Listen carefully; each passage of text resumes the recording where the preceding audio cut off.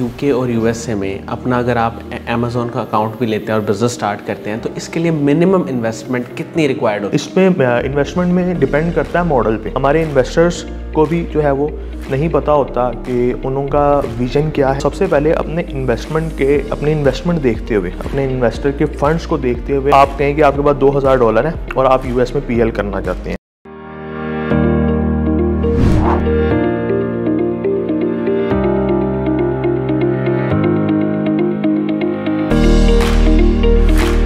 अस्सलाम वालेकुम नाज़रीन, शेयरिंग ऑफ प्रोफेशनल विजडम के साथ मैं हूं आपका मेज़बान अली रहमान खालिद।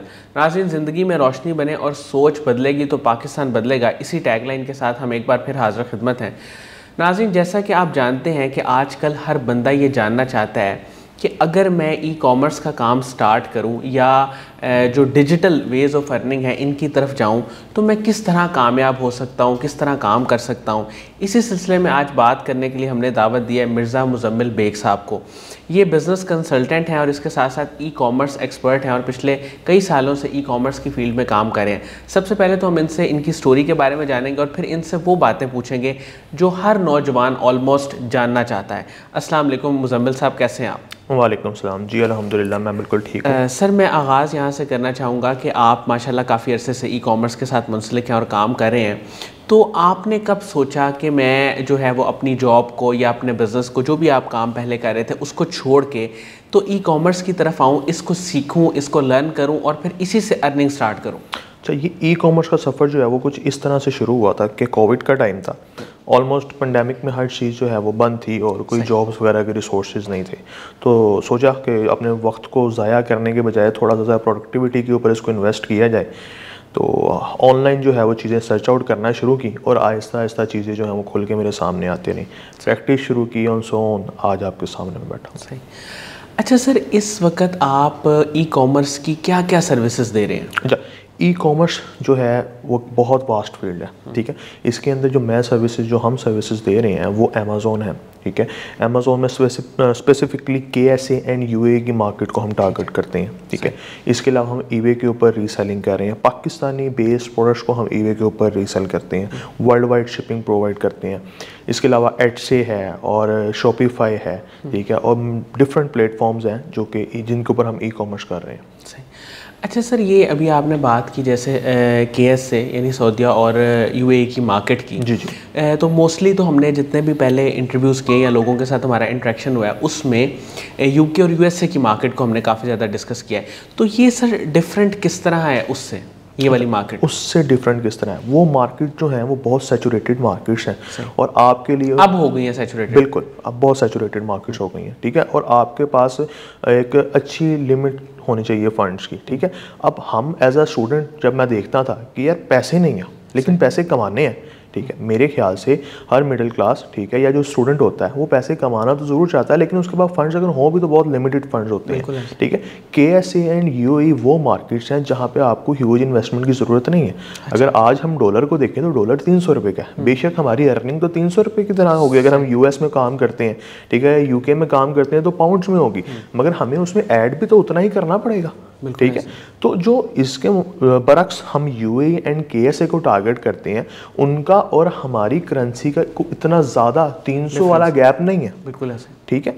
तो हम एक लिमिटेड फंड्स के साथ उन मार्केट्स में काम कर सकते हैं। दूसरी चीज़ कि KSA एंड UAE ऐसी मार्केट्स हैं जहाँ पे अगर हम अमेज़ॉन पे काम करना चाहें, अमेज़ॉन के प्लेटफॉर्म से रह के इन मार्केट्स को टारगेट करना चाहें तो सिंपल एक ID कार्ड पे विदाउट एनी इन्वेस्टमेंट हमारा अकाउंट क्रिएट हो जाता है। अच्छा सही, लेकिन उसके US और UK के लिए उसके लिए काफ़ी लंबी रिक्वायरमेंट्स हैं। उसकी कुछ रिक्वायरमेंट्स है, आपको कंपनी चाहिए होती है, आप अपनी LTD बनाते हैं, ठीक है, और देन फिर सो ऑन वो चीज़ें चलती हैं, ठीक है। लेकिन यहाँ पे सिर्फ ID कार्ड के ऊपर आपका अकाउंट साइन अप हो गया।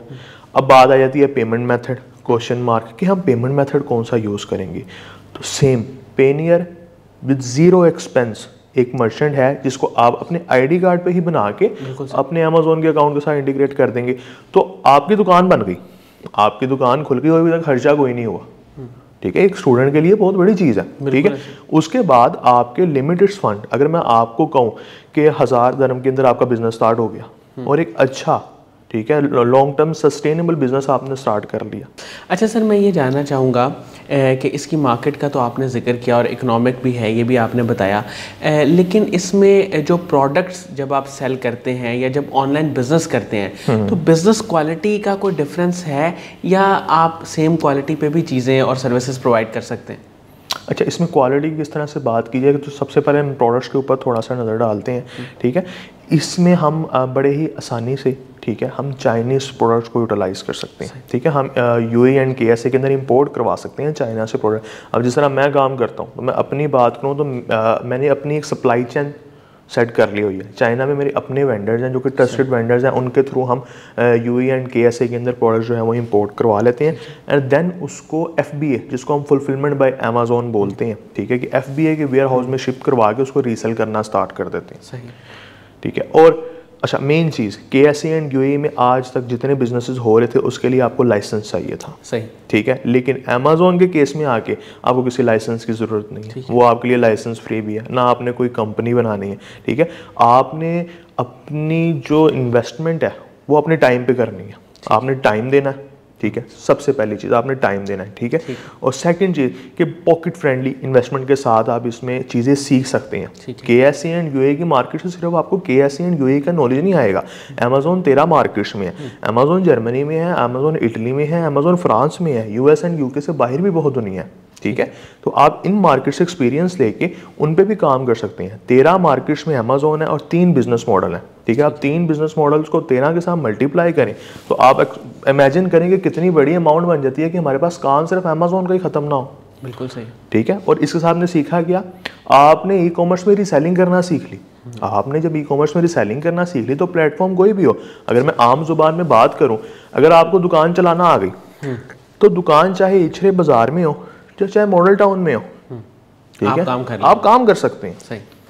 अच्छा सर, एक चीज़ मुझे ये बताइएगा कि यूके और यूएसए में अपना अगर आप अमेज़न का अकाउंट भी लेते हैं और बिजनेस स्टार्ट करते हैं तो इसके लिए मिनिमम इन्वेस्टमेंट कितनी रिक्वायर्ड होती है? अच्छा, इसमें इन्वेस्टमेंट में डिपेंड करता है मॉडल पे। ठीक है, हमारे इन्वेस्टर्स को भी जो है वो नहीं पता होता कि उनका विजन क्या है। ठीक है, या हम नहीं समझ पाते एज अ सर्विस प्रोवाइडर कि उनका विजन क्या है और उनके फंड्स क्या हैं। तो सबसे पहले एक इन्वेस्टर और एक सर्विसेज प्रोवाइडर, इनकी आपस में जो मीटिंग्स हैं या कोलैबोरेशन है वो इस तरह होनी चाहिए। और सर्विस प्रोवाइडर को ये चीज़ समझनी चाहिए और अपने इन्वेस्टर को समझानी चाहिए कि उसके लिए बेहतरीन बिजनेस मॉडल कौन सा होगा।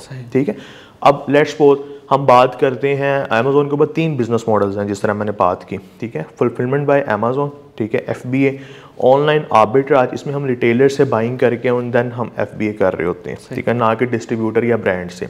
ठीक है, और प्राइवेट लेबल, अपना ब्रांड लॉन्च करना। तो सबसे पहले अपने इन्वेस्टमेंट देखते हुए, अपने इन्वेस्टर के फंड्स को देखते हुए हमने एक बेहतरीन बिजनेस मॉडल और एक बेहतरीन स्ट्रेटेजी उसको प्रोवाइड करनी है। ठीक है, ठीक है, फर्स्ट डे आप कहें कि आपके पास $2000 है और आप यूएस में पीएल करना चाहते हैं तो ये पॉसिबल नहीं है। ठीक है, अब आप सर्विसेज दे सकते हैं, आप सर्विसेज दे सकते हैं किसी के थ्रू। ठीक है, अब आपके इन्वेस्टर के पास $2000 है, ठीक है, और आप उसको बात करें पीएल की तो डे 1 से पीएल पॉसिबल नहीं है, लेकिन हाँ एक स्ट्रेटेजी बनाई जा सकती है कि हम 2000 से क्या काम स्टार्ट करें, हमारे पास फंड्स आए, उसको री इन्वेस्ट करें और देन उसको पीएल की तरफ लेके जाया जा सके।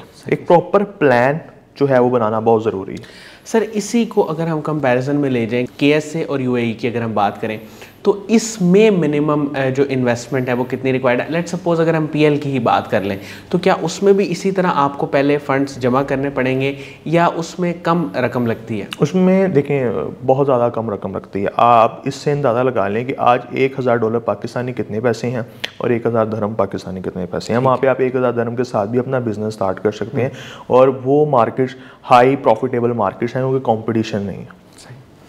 अच्छा सर, मैं ये जानना चाहूँगा इन्वेस्टमेंट के हवाले से, तो आपने बताया कि ई कॉमर्स में इस वक्त जो टॉप सर्विसेज हैं जो जिसकी डिमांड बहुत ज़्यादा है वो कौन कौन सी हैं?